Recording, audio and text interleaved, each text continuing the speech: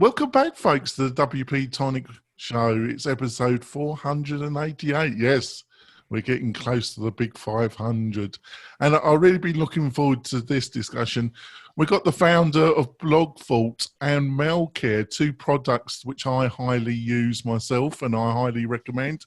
And we've got Akshat Shadowdale. I've totally destroyed his name, but I'm going to let him introduce himself. Off you go. Thanks, Jonathan. Thanks, Adrian, for having me. I'm glad to be a part of this. Yeah, and so I'm Akshat Choudhary. I think Jonathan almost got it right. And you've been very charitable there. And I'm the founder of BlogVault and MalCare. Those are the two main products of ours. There's a third product also, WP Remote, but yeah, that's up and coming.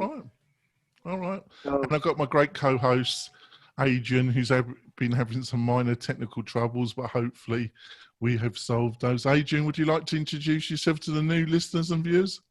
Hi, everybody. My name's Adrian. I'm the CEO and founder of Groundhog, a marketing automation and CRM business for WordPress. That's great. And before we go into the main part of the interview, I'd like to just mention about our main sponsor, which is Kinsta Hosting. Now, Kinsta's been my main sponsor for the past almost 3 years. We've been using their hosting for the WP-Tonic website. It's been fantastic. You know, when I go to some other clients' websites and they're not using Kinsta, I think to myself, I really couldn't go and use their hosting. I've just got used to using Kinsta. It uses the power of Google, and they've got their own interface, which is really very easy to use. And also they've got a superb technical support team. And if you're looking for a quality hosting provider for yourself or for your clients, if you've got WooCommerce, you've got an e-learning website, go over to Kinsta, have a look at their packages, and I suggest that you should sign up with them. You're going to be delighted. And the main thing is tell them that you heard about them on the WP-Tonic show. So Akshat, how long have you been running BlogVault? Because I think you started BlogVault before MalCare, and why have the two separate companies in a way? All right, so BlogVault was started almost 8 years ago, a little over 8 years. I've been doing it full time. What is BlogVault, just for anybody who doesn't know? Oh yeah, so BlogVault is a WordPress backup service. It's grown beyond that, but primarily it's a WordPress backup service. And I call it a service and not a plugin because it's a whole server. It's a complete service. It's a SaaS solution. It ensures that we back up your data and keep it safely. So you don't have to connect your own Amazon S3 or Dropbox account. And because it's a complete service, you're able to do incremental backups, which ensures that there's no load on your site. We are able to back up like sites which are extremely large. I think the biggest we have done is over 300 GB in size. Yeah, and so that's a quick intro about BlogVault. So yeah, I've been doing this for over 8 years now. All right, but I think it's one of the, well, I'm biased. I think it's the best service of its kind. But what about MalCare? How long? You know, why did you start that, and how long you been running that? And what is it? All right. So MalCare is the second product from BlogVault, and I'll go into the history of it. It's actually quite interesting. Now the exact date of it, there's no really exact date for MalCare. Maybe you can put it as the date on which I registered the domain, but the product had been in the works for a long time. Now, as I mentioned, we've been running BlogVault for quite some time, and one of the biggest reasons we saw people doing a restore from a backup was when the sites would get hacked. When we went in to help these customers out with the backup and with the hack, we realized that the sites would be hacked for months at end. And because we keep a history of the site, we would know that the site has been hacked for months. And they would use every single security product out there, and those products would not find the malware. And we thought, okay, maybe these people are, maybe these guys are totally maybe unlucky, and these guys are missing some really complex malware. And but then it kept happening, and so we realized that if your site is hacked for months, that's not a good thing. So maybe there's a need for a better solution, and that's how we started chasing this thing of finding a better way of removing malware, of identifying malware. Forget removing was further away, and it took us years. It took us over 3 years actually, and being a small team, investing such a large amount of energy was, in hindsight it's okay, fine, but going in, like the people who would advise me, they would be like, you're stupid to be investing such a large amount of R&D and energy into chasing this thing which you can't even, we don't even know if you can solve it. But looking back, we are glad that we spend the energy and time, because we consistently now find malware missed by every other product out there. And we have done, I think, this is one of the best engineering work that me and my team have done. I'm sure there's a large group of potential entrepreneurs out there who've thrown in the towel early as a result of their perceived investment in both time and money for whatever their end result would have been. And it appears that you, on the other hand, did make the massive amount of investment in both time and money in order to produce this MalCare solution. Can you give us an idea of exactly what that investment was? How much time did it take? What did it cost until you actually had something usable?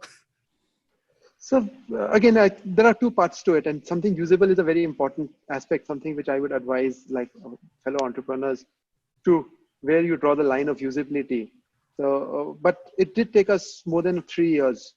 3 years. R&D, more than 3 years. That's a long project ramp up time. And we put in some of our best engineers, so multiple engineers on the project to make it work. Wow.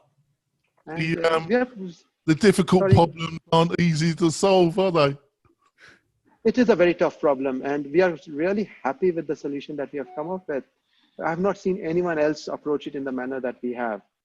And we have certain advantages also, because we work with so many customers across the spectrum, the amount of data that we have access to, the amount of statistics that we have access to makes us, allows us to solve the problem better than I think most people can. You were about to touch on usability, and it sounded like you had a couple thoughts on what entrepreneurs should classify as usable. And I have mentioned several times on the show that an entrepreneur, if you're creating a new product, should launch as soon as you have something that might work.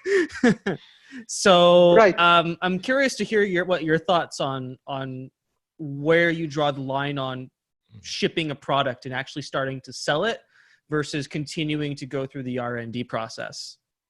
So so this is exactly, so my and BlogVault and MalCare were actually the exact end of the spectrum. When I started BlogVault, I built it like in 2 to 3 weeks. I thought it's only a 2 to 3 week long project. Now looking back, that was stupid, because it was even today we are improving the product. But we built it, and I would be ashamed of the first version that I launched of BlogVault.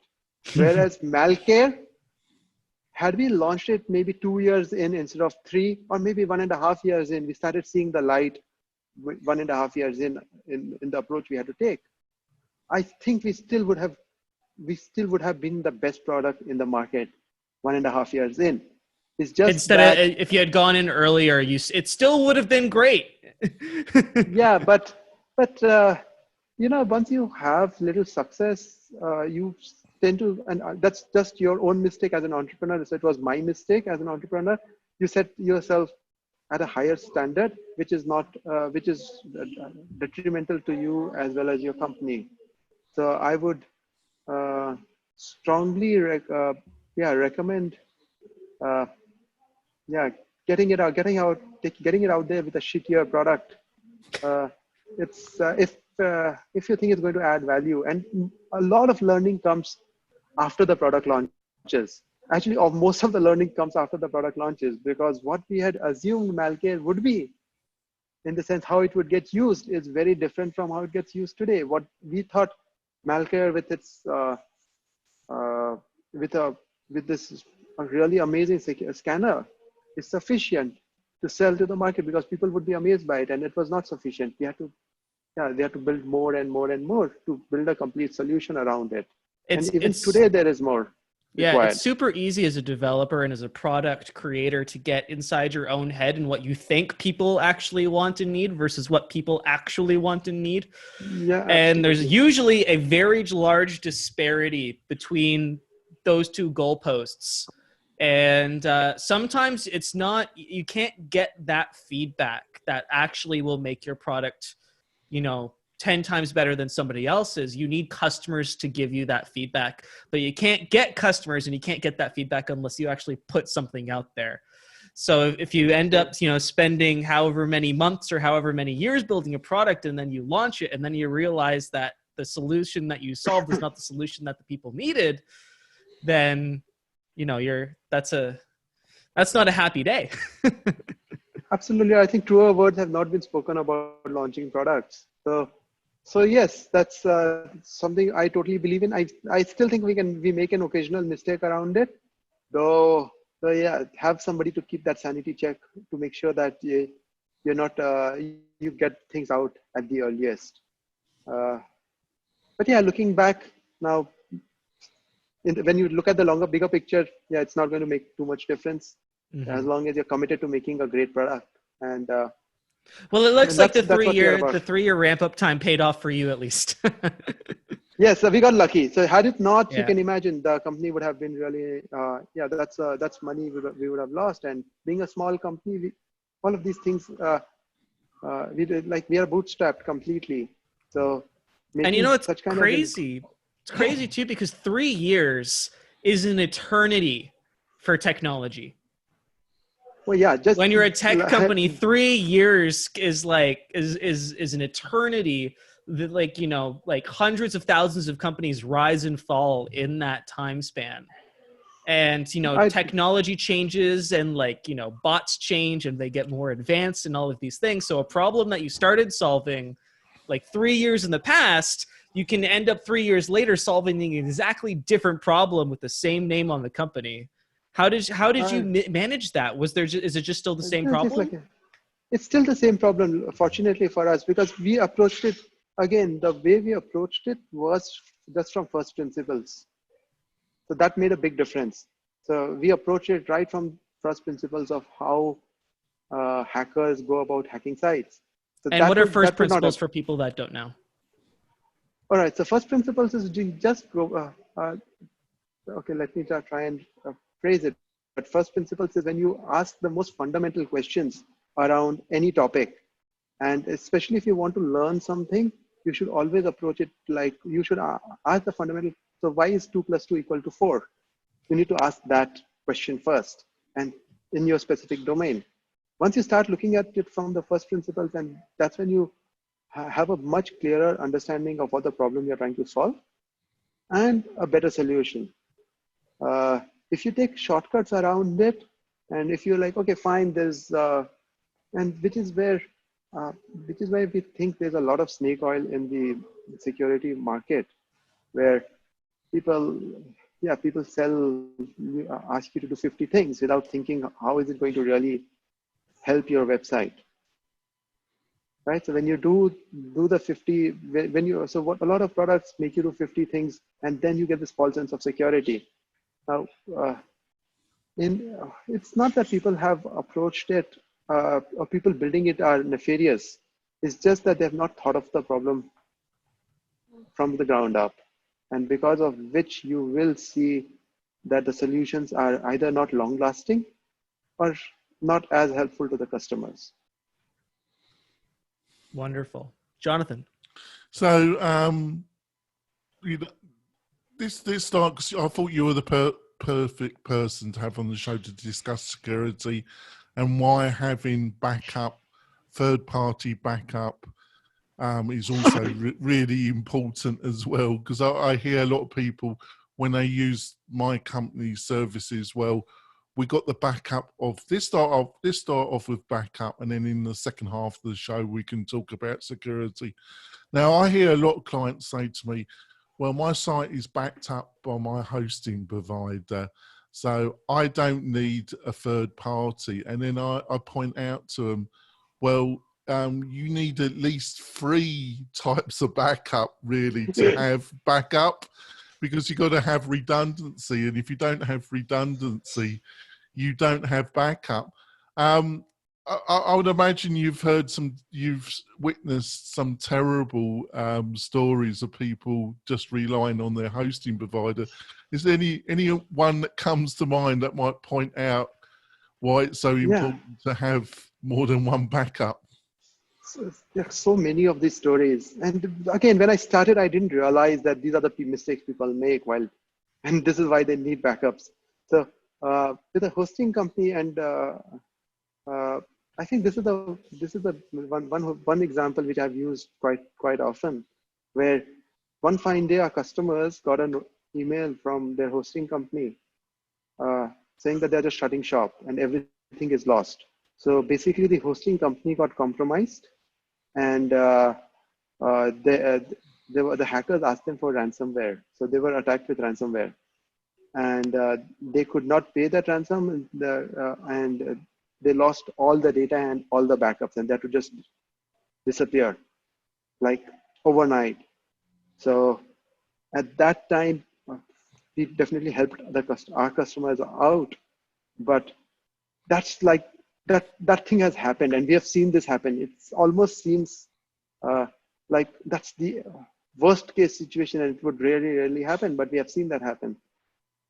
At another time, we have seen the most common actually, and this is something which happens a lot more often. So, I think a lot of your audience will be able to relate to it. If they just forget to renew their hosting, their credit card on the file expires, and as a small business owner, once you sign up for hosting and your website is running, you don't go back to your hosting panel and mess around with it and make sure that your card is on file, and some email will come, and hosting companies send you 50 emails every now and then, and you just turn blind to it. And then one fine day you realize that your hosting account has been shut down. I think the other one is on the cheaper side of the hosting. People don't realize that most of these cheaper hosting providers, they will only provide like 1 month's of continuous backups. And you might not be aware that your site has been hacked for a couple of months. And then when you go back to restore from your hosting provider, all the backups basically are compromised. I regularly see that. Is that something you regularly see? Yes, we see it quite often. And again, which is the main reason why we built MalCare. This happens very often, and which is why, and we're digressing, but which is why we always say that you cannot restoring from a backup is not the solution to getting hacked. Number one, you don't know when you got hacked. Number two, your backups might have malware on it. Number three, so you don't know which is the clean backup. Number three, even if you restore from a backup, they might leave backdoors. Hackers might leave backdoors behind in other folders someplace. So unless you completely wipe everything out and then restore from a backup, there's a high chance that you'll still be hacked. So given all of this, backups, you need to be very careful of how you use your backups. And obviously it is still very important to have as much backups as you can. So 30 days, 90 days, we offer 90 days, for example. Yeah. Well, great advice. We're going to go for a break, folks. We're coming back. Akshat, we'll have some more great advice about security in general. We'll be back in a few moments, folks. We're coming back. We're talking to the man that's built to a great backup service plus the malware. So he knows what he's talking about when it comes to backup and malware. Just to finish off, I just want an example like what my own company's position is. See, we normally take a copy of a client's website and then we actually burn it to CD-ROM and it goes into a safe I have in my house that's fire and waterproof. And then we take your product and then we take another continuous copy using your product. And then we normally got the backups from the hosting provider. So if they are compromised and it goes above it depends on the service provider they've got. But if it goes over that 1 month period and then we go to yours, and then we also manually try, if the scanner doesn't work and we bring you in, sometimes manually we have to look at all the files, but at the last resort we've got our final backup that's in the safe. So which isn't a pleasant experience to have to tell a client because it could be months out of date, but at least we got something that we know is totally clean, or as clean as the day we were brought in, put it that way. So when it comes to security, what are some of the tips and insights you think that people need to do to try and keep their site secure then? All right, so there are actually quite a few things you can do. But let me, in my opinion, and actually data proves it, that 99% of sites get hacked because they have a vulnerable plugin or theme. Right, so that's the most important factor. Once you understand that, what's the other 1% or 2% how sites get hacked? They get hacked because they have a weak password and people have cracked that password. Now, what happens is using a weak password today is totally unacceptable. So let me solve that one aspect of security. So don't use weak passwords. Use a tool like LastPass or equivalent. Chrome has a built-in password suggester. Use a strong password. That really helps you out because almost every site is getting scanned for people are looking to crack passwords on it.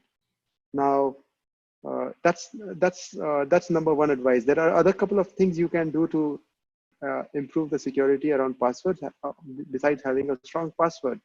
You can do something like having a limit login capability where you prevent people who are attacking or doing multiple attempts to not be able to not get a free pass. So they will get blocked if they have made too many false attempts on your website to log in. And you can also use something like a dual factor authentication. Each one of these measures obviously come with their downside. Remembering a difficult password is not easy. For a normal person to deal with dual factor authentication where you lose your mobile phone can put you in a big problem. A lot of times we take it for granted, but it's not that simple. And finally, a lot of what do you call CAPTCHA based systems obviously come with their own usability or accessibility problems. So these are the three big ways we think you should protect your login. This other big one, the real elephant in the room is how do you protect yourself from vulnerable plugins? So I think every one of your listeners must have already heard it enough number of times, but it's again worth repeating. Update your plugins, update your themes. Right? I think having a service like WP-Tonic is really, really valuable because you make that job easier for a normal business to sit and spend their time updating the plugin and make sure that everything is working fine. At the end of it is non-trivial. So it's easy for us to say, update your plugins, update your plugins, update your plugins, but there is a huge amount of investment that goes into it. In fact, our own plugins on BlogVault, I think we run about 4 or 5 websites, WordPress sites. Each one of these, our marketing team is wary of updating it every time an update comes out, because the last thing they want to do is break anything. You know, when the website goes down, and while we have great backups and all of it, nobody wants to go through that pain. And many times you don't even realize that an update has broken something. So updating sounds easier than it is. We do a bunch of things to make it easier, but that's a separate matter. So updating plugins is important. Now, even if you keep things updated, there are windows where there are sites where hackers can still get in, because many a times hackers are the first people to discover vulnerabilities. There are so many plugins out there. Not everything gets reviewed by security teams, and hackers sometimes discover it before anyone else. And there's a high chance that you will have a vulnerable plugin which has a vulnerability which is known by a hacker even before you update it. So in such a case, you can get hacked because even if you keep everything up to date. And in this case, my preferred way of protecting yourself is through a firewall. Now, firewalls will block any dangerous looking requests automatically. And this again reduces the surface area of what can happen with your surface area of the attack surface area of your website. Now, again, firewalls, if you want me to go into it like firewall, there are different types of firewalls. You have free firewalls, plugin-based firewalls, cloud-based firewalls. Everything has advantages, disadvantages. Nothing is perfect, but they still help in reducing the surface area. And that's what this thing really is about. And MalCare, you have a firewall as part of the package, don't you?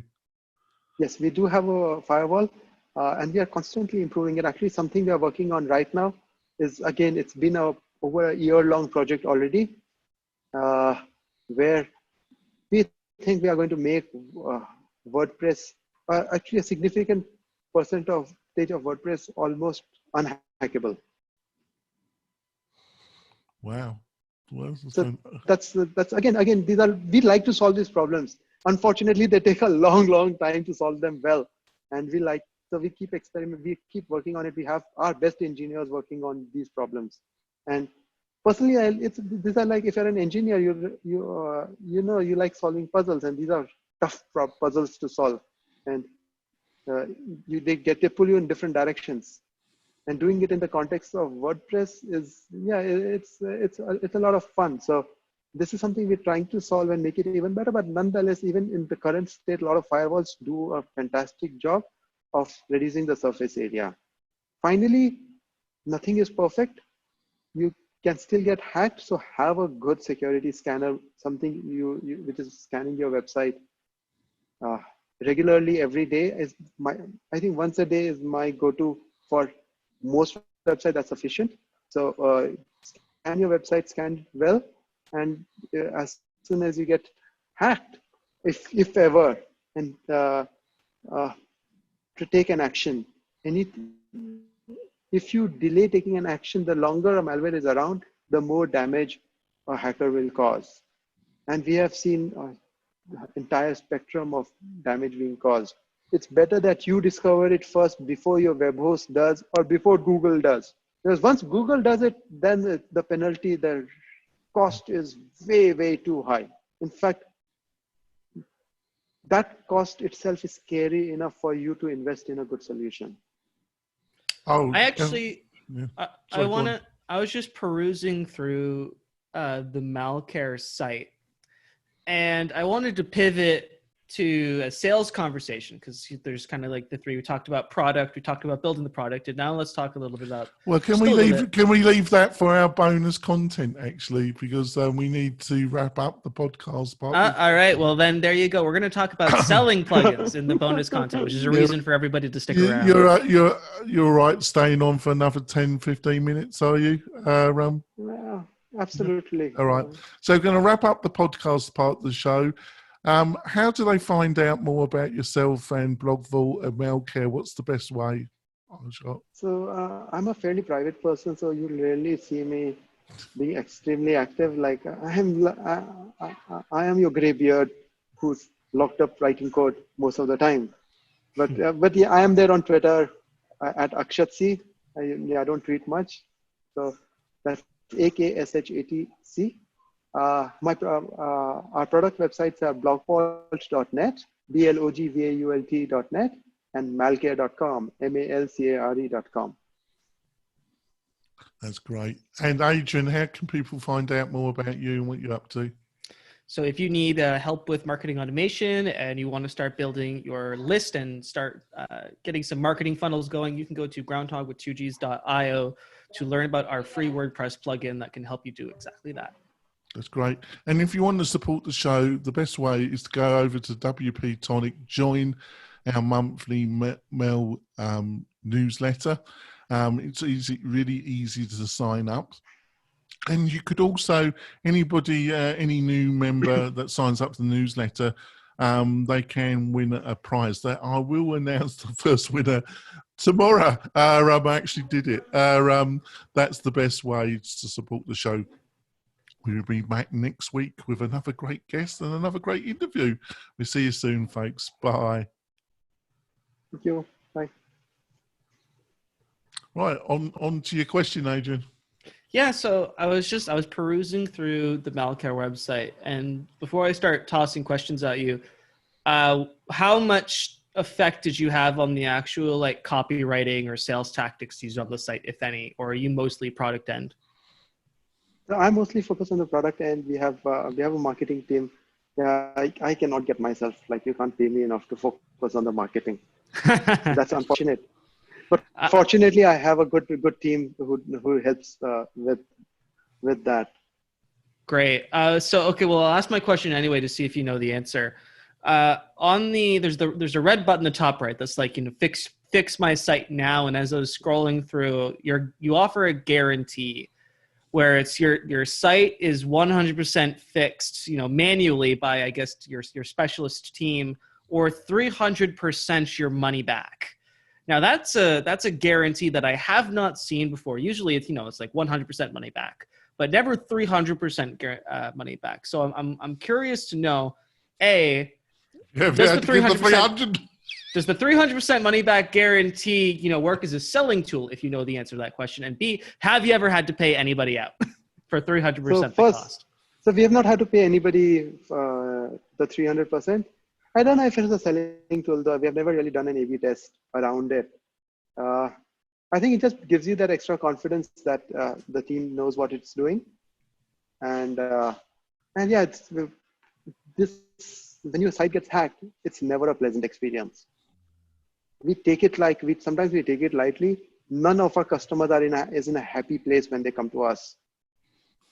And anything to help them get that extra confidence that these guys know what they are doing and they are not taking me for a ride, because it almost is like somebody goes in, changes the engine oil of your car, but you can't really know whether the oil was really changed. And here your car is really broken down. So like it might restart, but did they really fix it correctly or did they not? So that's the confidence. It's very important to build that confidence and make sure that the customer is happy at the end of it. So that's 100% success rate then, if you've never had to make good on the guarantee. That's pretty incredible. What's the sample size of how many people do you generally get going through the manual MalCare removal process? So honestly, I don't know the numbers, but it's not very, very high, because for us, the typical thing is people come in, try out our free plugin. They see the malware, they see that we have found malware which no one else is able to find. And then they sign up for the service, pay us, and click on a button to get it removed. So how does I'm curious how the actual process, how the and you just hinted at it a little bit, what the actual process of acquiring a customer for this type of business goes. So you said generally they start with the free plugin. Is this before or after their site's been hacked? This is so we get a mix. Obviously, we get as we build as people learn more about our service and the quality of service. Obviously, and especially shows like this, when we appear, people do get that extra confidence to come and buy the product even before they are hacked. But a vast majority of our customers come because they have tried different products who are not able to help them find the malware they're looking for. And then they install our free plugin. I think a lot of it is discovery through a lot of articles which have been written where people talk about different ways in which to scan malware. And then because you're in this really difficult situation, you are trying out every single solution out there. They come across a solution and then they use our solution. They see that we can find, and we show the examples of malware that exists, and then they purchase the product. This is what typically happens. See, I think also, based on my experience, Adrian, the couple of developers that work with me regularly, they're both experienced and they can go through a site manually, but it does take a lot of time. We employ Akshat's service because two of the leading competitors, they're not really, they don't do what MalCare really does, because not only does it provide a defense and it's in the background, it also will clear out the investigation. And we've done a few tests and it works, and it normally does. And if it doesn't, then we have to go through it manually, and that's a painful experience. And but there's a few products out there and they work, but they don't work to the level that MalCare works at. That's what, based on our experience. So you said you got a third product that you're developing. You want to say anything about that? So there's this product. We do great backups. We do great security, and there are a lot of agencies out there who offer maintenance services to their clients, and they have multiple websites. Now, while we do all of this and we have a single place, single dashboard through which you can update your website and manage multiple websites, exposing that through BlogVault brand was getting difficult because people would associate us with backups.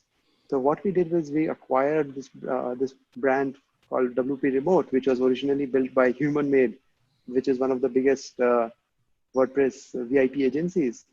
And because they are running an agency, they could not really focus on WP Remote. We acquired that product, and mostly for its brand. And then we are now offering that service to agencies to help them manage if you have multiple websites, to do updates and more reports. So everything, think of it as a managed WP or a main WP alternative. It's a software as a service. So main WP is installed self-hosted. So more like a managed WP alternative, and hopefully better than managed WP. That's our goal. All right. I'll have to have a look at that. Send me the link, maybe too big. So that sounds interesting. So, so in general, how's been business over the past year? Do you think yourself and discussing with other people in the WordPress plugin community, has business been improving? Has it been growing quite steady for you? Yes, we've been very fortunate. So until again, I think the past month does not count for anything. Yeah. No, I think the past month has been, and Actually, past month until even from a data perspective or from numbers perspective has not been bad. We are still growing. So we are growing faster than we have ever grown. And that continues even today, but we expect some headwinds soon because, WordPress is used so extensively by small businesses, and small businesses around the world have suffered due to lockdowns. Yeah, every major city in the world is locked down today, and every small business is suffering because of it. So we do expect to see some headwinds, but we have been otherwise very fortunate, and we have been growing faster than we have ever grown. Again, I think it's a factor of as we improve our product and as we keep investing in our product, it just gives us more opportunity, more visibility, and we are able to gain more customers because of that. I think we'll end the interview there.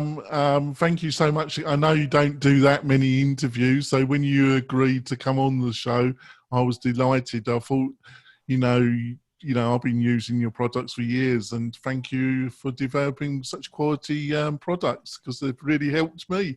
So we're going to wrap up the show, folks, and we'll be back next week with another quality interview. We'll see you soon, folks. Bye. Thank you so much. Bye, everybody. Bye.